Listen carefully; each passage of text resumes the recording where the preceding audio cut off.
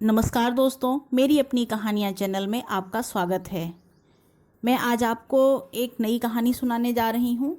कहानी में किसी भी प्रकार की बाधा व्यवधान ना पड़े, इसलिए बेल आइकन को दबा के चैनल को सब्सक्राइब करना ना भूलें।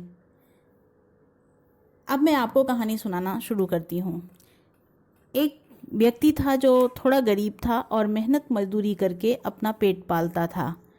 उसके कोई नहीं थे और वो बहुत ही मेहनती व्यक्ति था। दिन भर कड़ा परिश्रम करता, शाम को अपने कमरे में आता, रूखी सूखी बनाता और खा लेता। उसके जीवन की एक विडंबना थी, वो कभी भी पेट भर भोजन नहीं कर पाता था। वो चाहे जितनी मेहनत करे, पैसे कमाए, लेकिन जब वो खाना खाता था तो उसको पेट नहीं भरता था। तो वो बहुत दुखी हो गया, क्योंकि आधे पेट कोई भी रहकर इस प्रकार से जीवन नहीं व्यतीत कर सकता। वो सोचता कि मैं इतनी मेहनत मजदूरी करता हूँ लेकिन मेरा पेट नहीं भरता है, क्या बात है, ऐसा क्यों है। और उसके बाद जो है, एक दिन वो बहुत दुखी हुआ और भगवान के आगे रोने लगा कि हे भगवान, मेरे ऐसे कौन से कर्म हैं, क्या परेशानी है कि मैं इतनी मेहनत करता हूँ, मैं और अकेला जीव हूँ लेकिन पेट भर खाना नहीं खा पाता। मैं आधे पेट खाते खाते अपने जीवन से तंग आ गया हूँ। मुझे ये जीवन नहीं चाहिए, मैं अपने इस जीवन का नाश कर दूंगा। और उसके मन में बुरे विचार आने लगे। वो आधा पेट खाना खा खा के अपने जीवन से तंग हो गया था और यही कह के रोते रोते भगवान के आगे उसकी आंख लग रात भगवान ने उसे स्वप्न दिया और कहा कि तुम दुखी मत हो, क्योंकि भगवान के आगे जब हम रोते हैं तो जैसे माता पिता के आगे बच्चा रोता है तो माता पिता का दिल पसीज जाता है, ऐसे ही भगवान बहुत दयालु हैं और उनका दिल पसीज गया। और भगवान ने उन्हें सपना दिया कि जो है, बेटा तुम दुखी मत हो, और तुम जो कम खाना खाते हो ये तुम्हारी नियति है, क्योंकि तुम्हारे पूरे जीवन में केवल 3 क्विंटल अनाज ही तुम्हारे भाग्य में है। जिस दिन ये कोटा पूरा हो जाएगा उस दिन तुम्हारी मृत्यु हो जाएगी। अतः तुम्हें थोड़ा थोड़ा करके ये दिया जाता है जिससे कि तुम्हारी आयु बची रहे। तो वो भगवान के आगे बहुत रोता है सपने में और कहता है, भगवान अगर मेरे पूरे जीवन में 3 क्विंटल अनाज है तो आप ऐसा करिए कि मेरा बचा हुआ हिस्सा पूरा दे दीजिए और मैं पेट भर खा के मर जाऊं। मुझे मरने से डर नहीं लग रहा है, वैसे भी आधा पेट खा के ही मैं प्राण ही छोड़ना चाहता हूँ। आप पूरा जो है दे दीजिए, मैं पेट भर कुछ दिन खा के और मर जाना चाहता हूँ, लेकिन जीवन में एक खाना खाने की ललक लेके नहीं मरना चाहता हूँ। तृप्ति बहुत ज़रूरी है। और ऐसे सपने में एक संवाद उसका भगवान के साथ होता है और फिर वो सो जाता है। सुबह जब वो सो के उठता है तो उसे अपना सपना याद आता है बिस्तर में ही, कि कैसा सपना देखा मैंने, शायद मैं रात में करुणा पीड़ा लेके सो गया, तो ऐसे उसी से संबंधित, ये मेरे मनोविचार से संबंधित सपना था। और वो उठता है पानी पीने के लिए, तभी देखता है उसके घर के कमरे में अनाज की कुछ बोरियां रखी हुई हैं छोटी छोटी। वो सोचता है ये क्या है, और बोरियों को हाथ लगा के देखता है, उसमें अनाज है। तो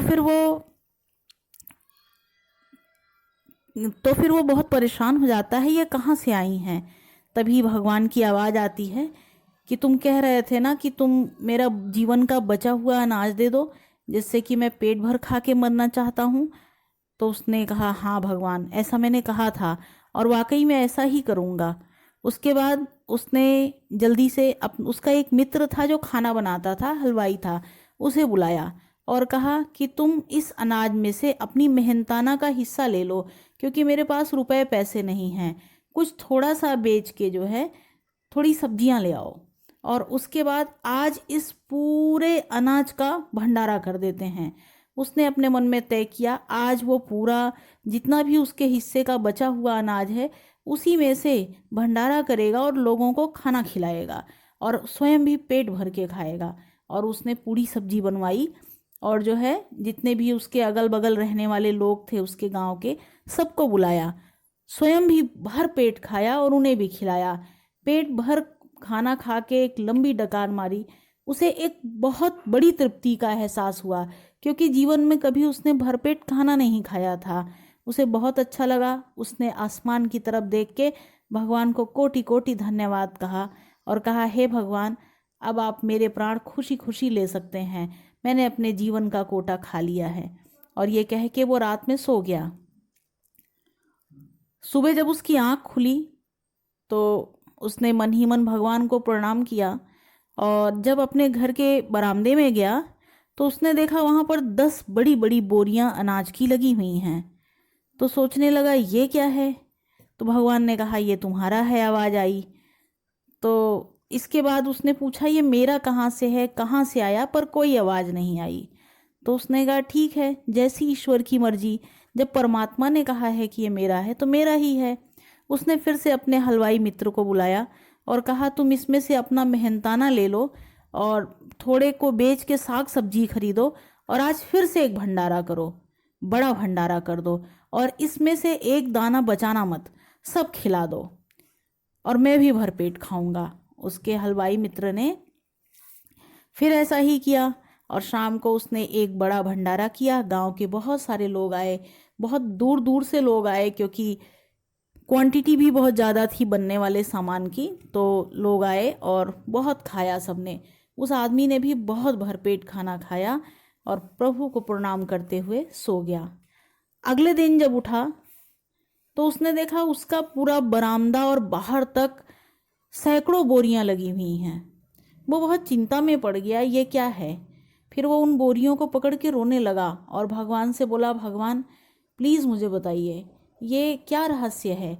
मैं रोज़ एक दिन खिलाता हूँ और अगले दिन इतनी बोरियां हो जा रही हैं, ये क्या है?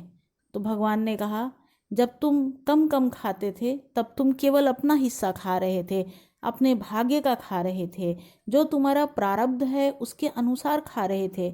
लेकिन अब तुम जिनको जिनको खिला रहे हो उनके भाग्य का खा रहे हो, उनके प्रारब्ध का खा रहे हो, ये उनके नसीब से तुम्हें मिल रहा है। तब उस व्यक्ति को एहसास हुआ कि क्या देने से भी पाया जा सकता है? क्या खिलाने से भोजन मिलता है? और वाकई में यही सत्य है। हम लोग अतिथि देवो भव के देश में रहते हैं, जहाँ पर अतिथि को देवता की संज्ञा दी जाती है। अगर हम सोचें कि हम अपने भाई को क्यों खिलाएं, अपने मित्र को क्यों खिलाएं, अपने पड़ोसियों को क्यों खिलाएं, अपने अतिथियों को क्यों खिलाएं। बहुत सारे घरों में अतिथि आने पे लोग नाराज़ हो जाते हैं और सोचते हैं कि उन्हें जल्दी से चलता किया जाए, पर ऐसा नहीं करना चाहिए।